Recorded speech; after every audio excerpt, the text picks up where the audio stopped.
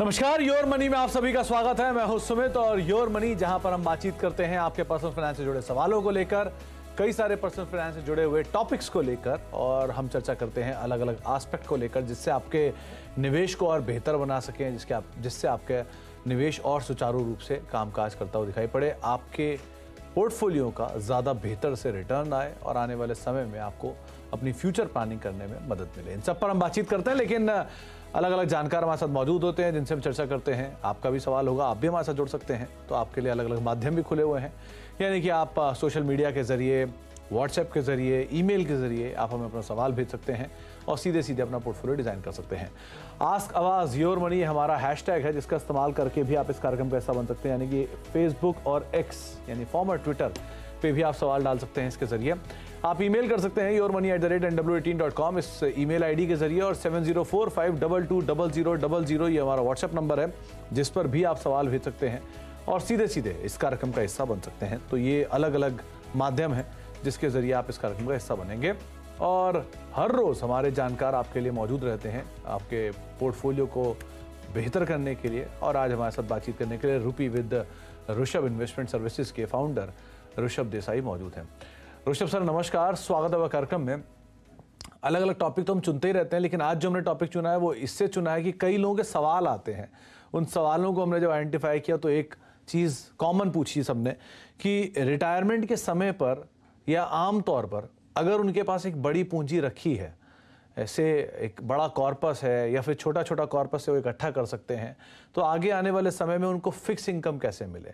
इस fix income की strategy को अगर आप डिज़ाइन करें तो कैसे होगा वो दौर जिसमें अगर आज आप निवेश करते हैं तो आने वाले कुछ समय में आपको एक फिक्स इनकम मिल सकती है। कुछ सिंप्लीफाई करिए सर इसको। सुमित जी, पहले तो आपका बहुत बहुत धन्यवाद मुझे शो पर बुलाने के लिए। आपने बहुत सही तरीके से पुट किया है कि रिटायरमेंट और इन्फ्लेशन ये बहुत ही दो वॉलेटाइल और खतरनाक चीज है। एज अ कंट्री हम एक बहुत पेंशन फ्रेंडली कंट्री नहीं है। सो जो हमने आज जो कमाया है, बचाया है, इन्वेस्ट किया है, वही हमें जब हम रिटायरमेंट लेते हैं, स्पेशली जो प्राइवेट सेक्टर्स में जो काम कर रहे हैं, राइट, वो जो कमाया है वो बचाया है वही फ्यूचर में काम में आने वाला है, राइट। सो पहले तो जब भी आप रिटायरमेंट जब प्लान करें, जितना जल्दी हो सके उतना आप प्लान कीजिए अपने लाइफ में। Retirement as a goal can not be ignored in today's time, क्योंकि इन्फ्लेशन भी काफी वॉलेटाइल हो चुका है, और ये जो हेडलाइन इन्फ्लेशन जो आ रहा है ये आपके लिए और मेरे लिए डिफरेंट हो सकता है, क्योंकि आपका लाइफस्टाइल डिफरेंट हो सकता है, मेरा लाइफस्टाइल डिफरेंट हो सकता है, right. So inflation also differs from person to person. So अब जितना जल्दी हो सके आप उतना सेव कीजिए, और सेव करने के बाद उसको अच्छी तरह से चैनलाइज करके आप इन्वेस्ट करिए, राइट।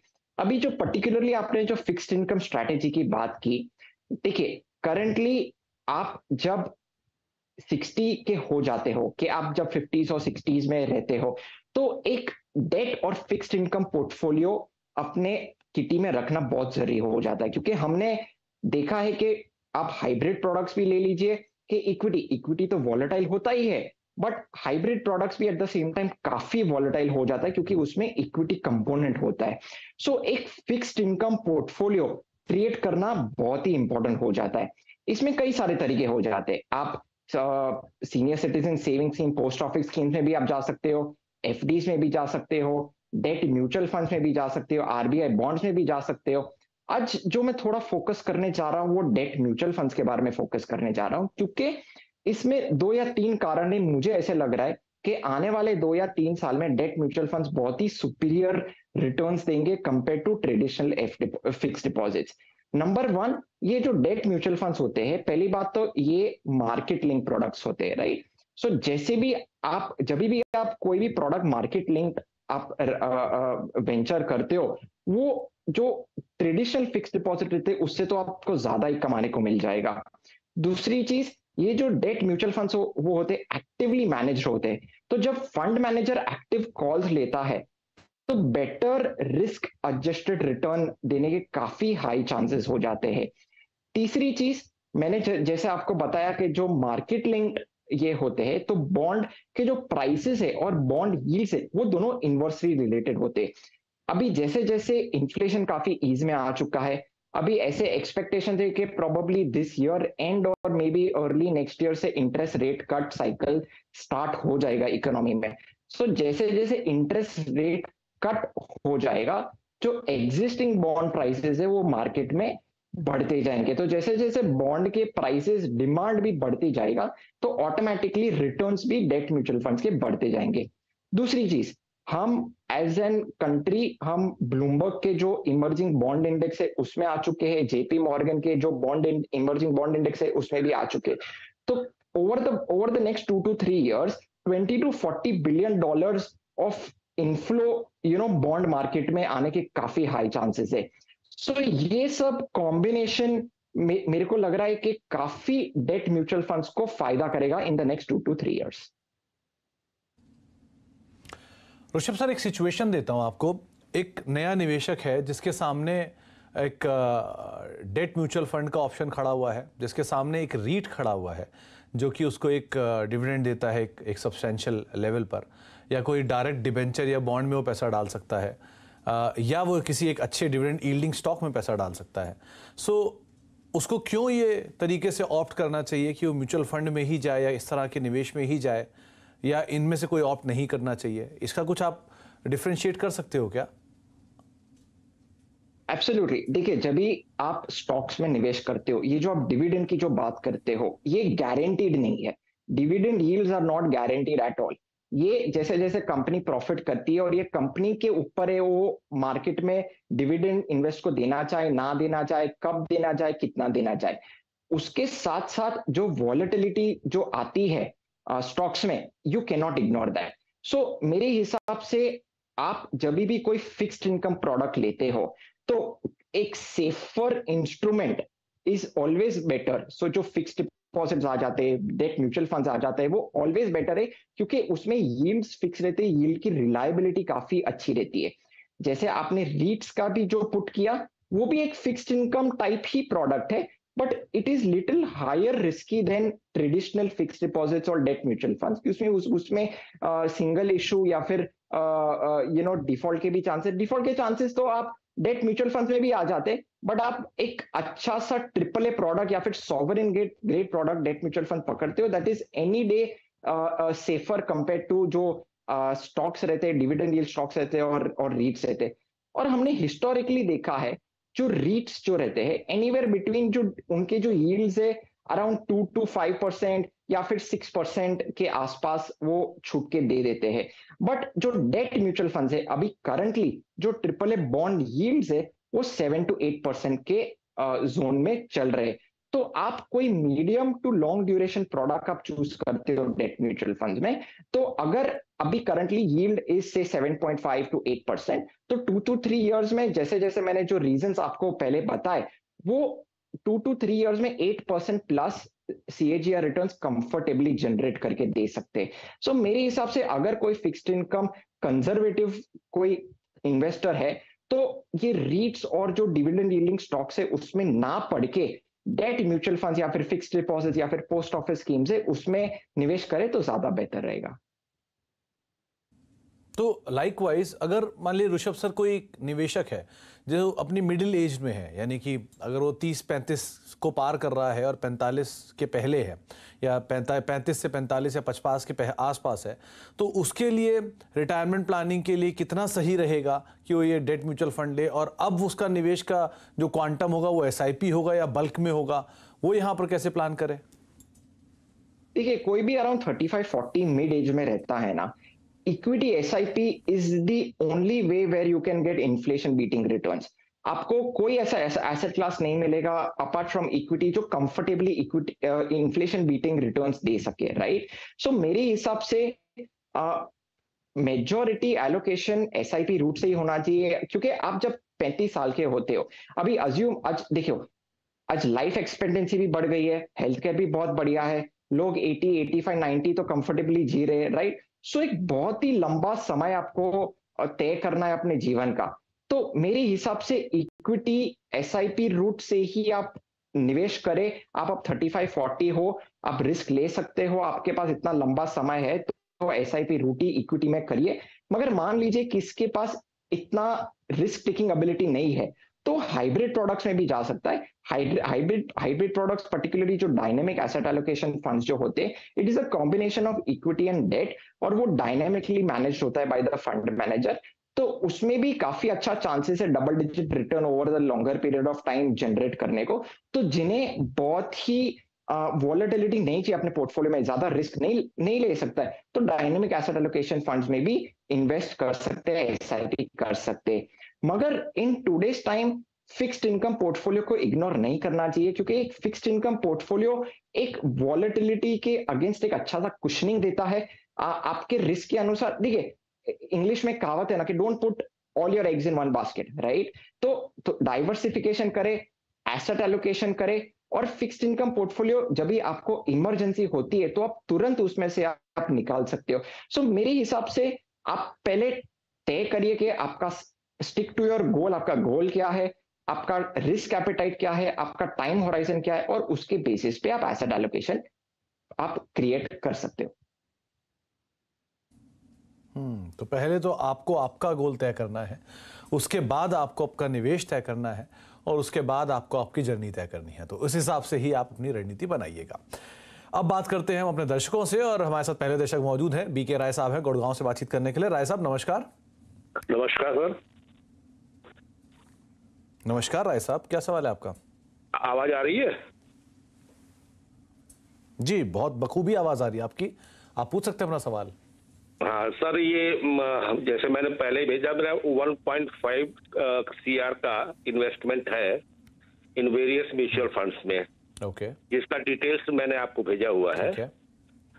मेरे दो क्वेश्चन थे। एक तो ऋषभ जी काइंडली मेरे जो पोर्टफोलियो है उसको एक एसेस कर लें कि वो मेरा चॉइस सही है कि नहीं। और दूसरा ये है कि मैं फ्रॉम अप्रैल 2025 से 70,000 के आसपास SWP लेना चाहता हूं, तो क्या मेरा कॉर्पस सस्टेन रहेगा कि वो खत्म हो जाएगा? कब तक खत्म हो जाएगा, ये कुछ पूछना चाहता था मैं। तो राय साहब, आप इसको अप्रैल 2025 से कंटिन्यूअसली हर साल 70-75,000 निकालना चाहते हैं, राइट? Monthly wise. ओके। तो ऋषभ सर, आपने कॉर्पस देखा इनका, करीब 1.5 करोड़ के आसपास का कॉर्पस है, और ये अब सिस्टमैटिक विड्रॉल प्लान के जरिए 2025 अप्रैल से कुछ पूंजी निकालना चाहते हैं पर मंथ। आप देखिए कैसे ये पॉसिबल है, कैसे सुचारू रूप से उसे निकाल पाएंगे, क्या करना चाहिए इन्हें? सुमित जी, पहले तो मैं उनके पोर्टफोलियो पे आ जाता हूं। मैं see looking on to his age, उनका एज ऑलरेडी अभी 60 प्लस है, और उनका पोर्टफोलियो काफी मिड एंड स्मॉल कैप में हैवी एक्सपोजर उन्होंने ले रखा है। तो मैं तो पहले यही रेकमेंड करूंगा कि मिड एंड स्मॉल कैप से आप काफी हद तक आपको ट्रिम करना पड़ेगा, क्योंकि आपका age is also not supporting this volatility and cyclicality. दूसरा, आपका बहुत ही स्पेसिफिक गोल है SWP के लिए, तो बहुत ही ज्यादा वॉलेटाइल और सिक्लिकल प्रोडक्ट्स SWP के लिए is not the right way to go ahead. मेरे हिसाब से आप large cap inclined flexi cap funds में आप इन्वेस्ट कर सकते हैं, और डायनेमिक एसेट एलोकेशन फंड्स में भी इन्वेस्ट कर सकते हैं। सो मेरा ये सुझाव है कि आप 50% फ्लेक्सी कैप फंड्स में इन्वेस्ट करिए, आपका जो भी ओवरऑल जो कॉर्पस है, और 50% आप डायनेमिक एसेट एलोकेशन फंड्स में इन्वेस्ट करिए। अब आप उसमें से आप SWP बहुत कंफर्टेबली कर पाएंगे। अभी जो उन्होंने कहा है कि 70-80,000 उन्हें मंथली सिस्टमैटिक विड्रॉल चाहिए, तो मैं अज्यूम कर लेता हूं कि वो 85 इयर्स तक उनका लाइफ एक्सपेक्टेंसी है, तो करीबन 25 years from the age of 60 उन्हें 25 इयर्स का लाइफ स्पैन आगे उन्हें मिलता है। तो मंथली जो SWP 80,000 है on a corpus of 1.5 crore, वो बहुत ही कंफर्टेबली कर पा रहे हैं विथ कैपिटल प्रोटेक्शन और कैपिटल अप्रिसिएशन। ये मैं अज्यूम कर रहा हूं 10% CAGR रिटर्न्स ये जो फ्लेक्सी कैप और जो डायनेमिक एसेट एलोकेशन फंड्स है, प्रोवाइडेड ये 10% CAGR रिटर्न्स छूटे उसमें से, तो बहुत ही अच्छे से 80,000 रुपीज पर मंथ वो निकाल सकते हैं for 25 years, assuming he lives till 85। तो इसमें उनका कैपिटल भी प्रोटेक्ट हो रहा है, और कैपिटल प्रोटेक्ट के अलावा कैपिटल अप्रिसिएशन भी हो रहा है, राइट? अभी द फॉलोइंग फंड्स में उन्हें रेकमेंड करना चाह रहा हूं मैं। 4 फंड्स रखे, ज्यादा फंड ना रखे। Parag Parikh flexi cap fund, Kotak flexi cap fund, Edelweiss balance advantage fund और ICICI Prudential balance advantage fund. ये 4 फंड में 25% एलोकेशन कंसिस्टेंट रखे चारों फंड में, तो 100% आ जाता है उनका पोर्टफोलियो। और ये 4 फंड में आप एसडब्ल्यूपी मंथली स्टार्ट कर सकते हैं। तो आपको थोड़े से फेरबदल की राय दी है राय साहब आपको, आप उसके हिसाब से कॉल ले सकते हैं और उम्मीद करते हैं कि जो आपका गोल है वो आप इजीली यहाँ पर पाते हुए दिखाई पड़े, अचीव होता हुआ दिखाई पड़े। आगे बढ़ते हैं और बातचीत करते हैं मानिल अरोड़ा साहब से, जो कि नोएडा से हमारे साथ मौजूद है। अरोड़ा साहब नमस्कार। नमस्कार सुमित जी। नमस्कार अरोड़ा साहब, क्या सवाल है आपका? सर मेरा 15,000 का SIP है जिसमें 5 फंड्स हैं। 3,000 एक्सिस ब्लू चिप में, मेरा एसेट टैक्स सेवर में 3,000, पराग पारिक में 3,500 और HDFC large and mid cap में 2,000, कोटक इक्विटी इमर्जिंग में 3,500। तो मेरा ये सवाल है कि अगर जब मेरा अभी वैल्यू 3 लाख है और अगर जब मैं इसको 10 साल कंटिन्यू करता हूँ तो क्या ये फंड्स ठीक है और कितना पोर्टफोलियो हो जाएगा? तो अरोड़ा साहब, क्या आप थोड़ा स्टेप अप करने का स्कोप है कि आपकी SIP में? स्कोप है। मैं इसके अलावा वैसे निप्पॉन IT ETF और गोल्ड ETF में भी 3,000 डाल रहा हूँ। तो वो अलग निवेश है आपका इन म्यूचुअल फंड के अलावा। आप इससे 1 करोड़ का लक्ष्य साध के बैठे हैं, राइट? ओके, तो क्या करना चाहिए ऋषभ? इनका करीब 10 साल में 1 करोड़ का ये लक्ष्य साध रहे हैं। एग्जिस्टिंग SIP इन्होंने बताई आपको, और साथ ही साथ इनका कुछ नया निवेश है, बाकी निवेश भी है, उसको चलिए हम दरकिनार रखते हैं। लेकिन इस निवेश में क्या 1 करोड़ की पूंजी संभव है या कुछ SIP स्टेप अप करने की जरूरत है? सुमित जी, पहले तो मैं उनके पोर्टफोलियो पे आ जाता हूं। मैं उनका पोर्टफोलियो तो बहुत ही अच्छी तरह से वेल डाइवर्सिफाइड है और बहुत अच्छे फंड्स भी रखे हुए हैं। सो ओवरऑल पोर्टफोलियो में मुझे कोई दिक्कत नजर नहीं आ रही है। एक छोटा चेंज मैं करने जा रहा हूं मैं, कि क्योंकि उनका लंबा समय है, तो जो एक्सिस ब्लू चिप फंड है, प्योर लार्ज कैप फंड है, उसमें निकल के मोतीलाल ओसवाल का निफ्टी 500 इंडेक्स फंड, जो कि combination of large cap, mid cap and small cap आ जाता है, उसमें निवेश करें तो मेरे हिसाब से काफी बेटर रहेगा। उनका जो लक्ष्य है 1 करोड़ का, मैं अज्यूम कर रहा हूँ 12% CAGR रिटर्न्स इक्विटी में for the period of 10 years. तो उनका जो पोर्टफोलियो वैल्यू है 3 लाख प्लस SIP जो कर रहे 15,000, तो करीबन 10 साल के एंड में वो 44,16,000 रुपीज इकट्ठा कर पा रहे हैं। वो अनफॉर्चुनेटली 1 करोड़ इकट्ठा नहीं कर पा रहे। अगर उन्हें 1 करोड़ का गोल अचीव करना है तो SIP बढ़ानी पड़ेगी from 15,000 to 40,000 rupees per month. अगर वो एक शॉट में 40,000 नहीं कर सकते तो एनीवेयर बिटवीन 15 to 20% का SIP टॉपअप, एनुअल टॉपअप करेंगे तो भी वो अच्छी तरह से गोल अचीव कर पाएंगे। तो थोड़ा सा आपको SIP बढ़ाने की जरूरत है अरोड़ा साहब, और उसके बाद आपका इस हिस्से से आपका जो गोल है वो अचीव होता हुआ दिखाई पड़ेगा। आपके बाकी निवेश अपनी जगह हैं, वो तो चल ही रहे हैं, लेकिन क्योंकि आपने सवाल इस हिस्से से पूछा है म्यूचुअल फंड रिलेटेड, तो आपके लिए थोड़े फेरबदल की ज़रूरत और थोड़े स्टेप अप की ज़रूरत, जो कि आपको ऋषभ बता रहे हैं। आगे बढ़ते हैं और बातचीत करेंगे कुछ और दर्शकों के सवालों को लेकर भी, जहाँ पे अलग अलग जो सवाल हमारे पास आ रहे हैं।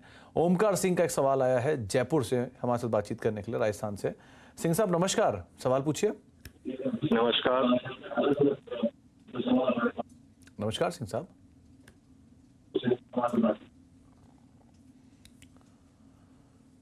सिंह साहब सवाल पूछिए। मैं जानना चाह रहा था कि जो इक्विटी कॉर्पस है उसको अगर आप मार्केट गिरने की पोजीशन होती है वो तो आप दूसरे डेट में और में जो आप जो करते हैं, तो then what will be the procedure and what will be the implication of LTC in that? अच्छा, तो सिंह साहब एक बात मैं आपसे पूछना चाहूंगा कि मान लीजिए किसी सूरत में अगर बाजार गिरता है तो आप गिरने के बाद उसको डेट में ट्रांसफर करेंगे, या आप अंदाजा लगा सकते हैं पहले से ही कि ये बाजार गिरने वाला और मैं डेट में ट्रांसफर कर लूं? आप इस चीज को भली बात समझते हैं, कैसे होगा ये? यही समझ में आता है कि 1-2 दिन गिरा और फिर इस तरह के वो इंडिकेशंस आते हैं कि अभी और ज्यादा गिरने वाला है, तो आदमी फिर बिकॉज ज्यादा टाइम तो उसमें ले नहीं सकते हैं। हाँ, ओके। ऋषभ, पहली चीज तो बाजार गिरने पर म्यूचुअल फंड के कॉर्पस को कैसे डेट साइड पे ट्रांसफर करें और उसके लिए टैक्स इम्प्लीकेशन क्या होगी, ये इनका बेसिकली सवाल है। लेकिन मेरा सवाल इसमें एक फर्दर आपसे और एडिशन है कि बाजार गिरने की स्थिति में ट्रांसफर करने की ज़्यादा ज़रूरत आती है या बाजार में तेज़ी की स्थिति में ज़्यादा ट्रांसफर करने की स्थिति आती है, जबकि बाजार ऑलरेडी एक हैवी वेट साइड पर या वैल्यूएशन साइड पर थोड़ा महंगा दिखता है, तो ज़्यादा बेहतर सूरत कौन सी होगी दोनों में? सुमित जी, ये बहुत ही बढ़िया क्वेश्चन है। आई एम रियली हैप्पी कि ये क्वेश्चन मुझे आंसर करने का जो मौका मिल रहा है। देखिए, जब भी मार्केट गिरता है ना, तभी लोग बहुत पैनिक हो जाता है। I just don't seem to understand why. क्योंकि क्या होता है ना, हमने हिस्टोरिकली देखा है, अभी आपको लॉन्ग टर्म पैसा बनाना है, छप्पड़ फाड़ के रिटर्न्स बनाना है, तो आपको बेयर मार्केट में ही इन्वेस्ट करना पड़ेगा। हिस्टोरिकली अगर आप मार्केट के पीक साइकिल पे हाई वैल्यूएशन, हाई प्राइसेस में इन्वेस्ट करोगे, तो आपको लॉन्ग टर्म में रिटर्न्स तो मिलेगा, but then the returns will be low to moderate, right. जब हम इक्विटी में इन्वेस्ट करते तो इन्वेस्टर्स की क्या एक्सपेक्टेशन होती है कि एक तो मुझे इन्फ्लेशन बीटिंग रिटर्न्स मिले और दूसरा कि मुझे डबल डिजिट सुपीरियर रिटर्न्स मिले, जो कि मुझे फिक्स्ड इनकम में जो नहीं मिलता है। So actually consider volatility as your best friend. जब मार्केट गिरता है, उसे आप अपॉर्चुनिटी लीजिए मार्केट में और पैसा डालने की। अगर आपके पास लंबा समय है, आप रिस्क ले सकते हो, आपका एसेट एलोकेशन सपोर्ट कर रहा है, तो मेरे हिसाब से जब मार्केट गिरता है तभी और निवेश करना चाहिए, क्योंकि आप म्यूचुअल फंड्स में ज्यादा यूनिट्स आप अक्यूमुलेट कर पाते हो। Long term wealth creation process में आप ज्यादा से ज्यादा पैसा आप कमा पाते हो। अभी देखिए, जब मार्केट हाई पे चला जाता है, दैट डज नॉट मीन कि आप मार्केट से तुरंत पैसा निकाल दीजिए। आप पहले देखिए कि आपका जो गोल है वो नजदीक आ रहा है कि नहीं आ रहा है। See, profit booking is very important, मैं मना नहीं करता हूं मैं, मगर आप जितनी बार आप पैसा निकालते जाएंगे, डेट में करते जाएंगे, उतना आपको टैक्स इंप्लीकेशन लगते जाएगा। वो जो कंपाउंडिंग का जो प्रोसेस है आप ब्रेक कर रहे हो। तो मान लीजिए करंटली देखो, अभी तो मार्केट काफी अच्छा है, वैल्यूएशंस भी एक्सपेंसिव चल रहे हैं, प्राइस पॉइंट्स भी एक्सपेंसिव है at this point of time. तो मान लीजिए किसका गोल 6 महीने में के साल भर में आ रहा है, नजदीक आ रहा है, तो this is a good time कि आप इक्विटी में से निकाल के आप डेट में निवेश करिए। मतलब मान लीजिए कि आपका गोल 6 महीना साल भर में नहीं आ रहा है, आपका गोल मान लीजिए आप 3 साल में कि 4 साल में, तो आप इजीली 1-1.5 साल या 2 साल और इन्वेस्ट रह सकते हैं, right. So just because market एकदम एक्सपेंसिव चल रहा है तो दैट डज नॉट मीन आप प्रॉफिट बुक कर लो, बट डेफिनेटली जब मार्केट गिरता है उसको आप डेफिनेटली एक अपॉर्चुनिटी लीजिए मोर ज्यादा पैसा इन्वेस्ट करने के लिए, तो आप लॉन्ग टर्म वेल्थ क्रिएट कर पाएंगे। इक्विटी का तो टैक्सेशन आप जानते ही है कि आप शॉर्ट टर्म जो कैपिटल गेन से लेस देन 1 ईयर वो 15% प्लस सरचार्ज प्लस सेस है, और जो लॉन्ग टर्म कैपिटल गेन से over and above 1 year, over and above 1 lakh of gains, उसमें आपको 10% प्लस सरचार्ज प्लस सेस लगता है। अभी आपको ये जो आप टाइमिंग नहीं कर सकते हो, प्रिडिक्ट नहीं कर सकते हो मार्केट को, तो मेरे हिसाब से बेस्ट तरीका है आप डायनेमिक एसेट एलोकेशन फंड्स में इन्वेस्ट करिए।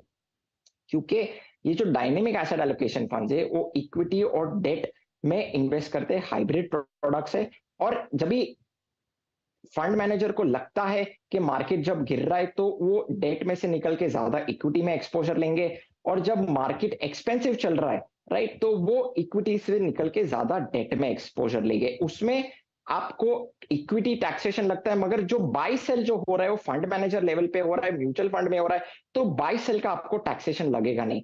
तो मेरे हिसाब से आपको ये कभी खरीदना है, कभी बेचना है, ये झमेले से निकलना है, तो dynamic asset allocation funds is something very well suited for you. तो सिंह साहब, पहली चीज तो टाइमिंग हम कर नहीं सकते बाजार को, तो बेहतर यही होता है कि आप डायनेमिक एसेट फंड के अंदर चले जाएं। दूसरा, अगर आप फिर भी टाइमिंग करने की इच्छा रखते हैं तो बाजार की गिरावट में इक्विटी में निवेश बढ़ाएं। बाजार की तेजी में आप थोड़ा निवेश घटा सकते हैं, मतलब अपना एक्सपोजर घटा सकते हैं, डेट में जा सकते हैं, लेकिन वैल्यूएशन पार्ट या बाकी चीज़ों को अगर आप सही से समझ पाते हैं तो। लेकिन टैक्स इम्प्लीकेशन आपकी स्क्रीन पर है, आप दोनों ही सूरतों में उसे देख सकते हैं और उसके हिसाब से अपना फैसला ले सकते हैं। एक ब्रेक का वक्त हो गया, ब्रेक के बाद लौटेंगे। ऋषभ सर हमारे साथ बने हुए हैं, अच्छी अच्छी बातें हो रही हैं उनसे। एक छोटे से ब्रेक के बाद लौटते हैं, कुछ और दर्शकों सवालों को भी हम शामिल करते हैं। छोटे से ब्रेक की उस तरफ। देख रहे हैं योर मनी और हमारे साथ योर मनी में बातचीत करने के लिए आज ऋषभ सर मौजूद हैं, जिनसे हम बातचीत कर रहे हैं खास तौर से अलग अलग स्ट्रैटेजीज को लेकर, अगर आप फिक्स इनकम चाह रहे हैं तो, और साथ ही साथ हम दर्शकों के सवालों के जवाब भी ले रहे हैं। तो अब जाने से पहले ऋषभ सर, आपकी तरफ से टॉप 4 फंड कौन से होंगे? सुमित जी, क्योंकि आज हमने debt as a topic choose किया है तो मैं 4 फंड्स डेट म्यूचुअल फंड्स की मेरे टॉप 4 फंड्स में देना चाह रहा हूं मैं। Kotak corporate bond fund, HDFC corporate bond fund, ICICI prudential corporate bond fund और आदित्य बिरला सन लाइफ कॉर्पोरेट बॉन्ड फंड। ये मेरे 4 पर्टिकुलरली डेट म्यूचुअल फंड्स में टॉप 4 फंड्स है आज के लिए।